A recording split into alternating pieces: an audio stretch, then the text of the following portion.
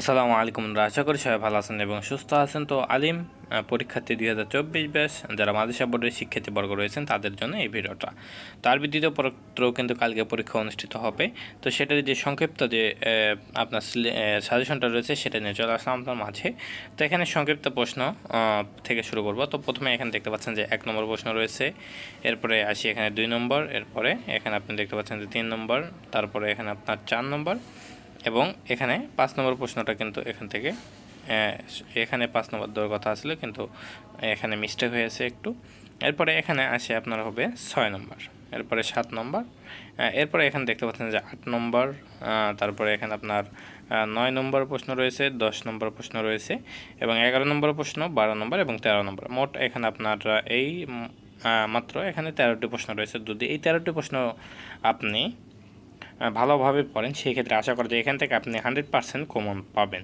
কয়েক দশায় আপনি বিগত সালে যে অনুশীলনের যে মডেল টেস্টগুলো রয়েছে সেগুলো সমাধান করবেন।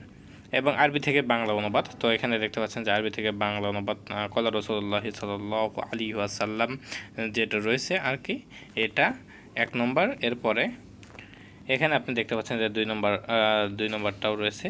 তো 2 নম্বর এবং এর পরবর্তীতে এখানে আপনার 3 নম্বরটা দেওয়া রয়েছে। 3 নম্বরের পরে এখানে আপনার 4 নম্বরটাও কিন্তু এখানে দেওয়া রয়েছে, 4, 5, এরপরে এখানে আপনার দেখতে পাচ্ছেন এখানে 6 নম্বরটা।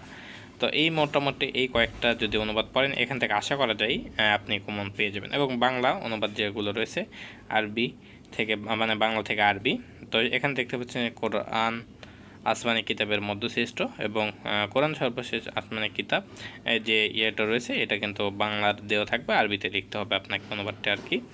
এরপরে এখানে আপনার 2 নম্বরটা দেখতে পাচ্ছেন, 2 নম্বরটা এখানে রাসূল সাল্লাল্লাহু আলাইহি ওয়াসাল্লাম মক্কা থেকে মদিনা হিজরত করেন। হযরত আবু বকর রাদিয়াল্লাহু আনহু ছিলেন তার হিজরতের সাথী। এরপরে এখানে আপনার 3 নম্বরটা রয়েছে এখানে মসজিদ আল্লাহর ঘর, এটি ইসলামী শিক্ষা ও সংস্কৃতি প্রাণকেন্দ্র। এরপরে আপনারা এখানে 4 নম্বর দেখতে পাচ্ছেন বাংলাদেশ আমাদের প্রিয় মাতৃভূমি, 1971 সালে 16 ডিসেম্বর এদেশ স্বাধীনতা অর্জন করেছেন এটা। এরপরে এখানে 5 নম্বর আপনার মিথ্যাবাদী কেউ বিশ্বাস করে না। এরপরে 6 নম্বর বাংলাদেশ আমাদের জন্মভূমি। তো এই কয়েকটা যদি পড়েন এখান থেকে আশা করা যায় আপনি এখান থেকে কমন পেয়ে যাবেন।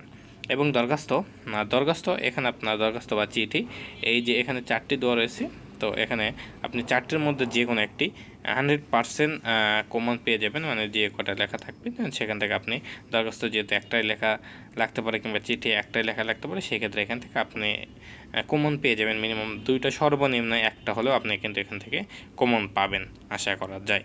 এরপর রচনা যদি আপনারা এই 3টা রচনা পড়েন, তো একটি হচ্ছে আপনার ইন্দাল ইসলাম যেটা রয়েছে এটা, এরপরে আপনার এইটা, এরপরে লাস্টেটা, এই 3টা পড়লে আশা করা যায় এখান থেকে আপনি একটি কমন পেয়ে যাবেন। তো আশা করি সবাই বুঝতে পারছেন। সবাই ভালো থাকবেন, সুস্থ থাকবেন, আমাদের সাথে থাকবেন। আসসালামু আলাইকুম।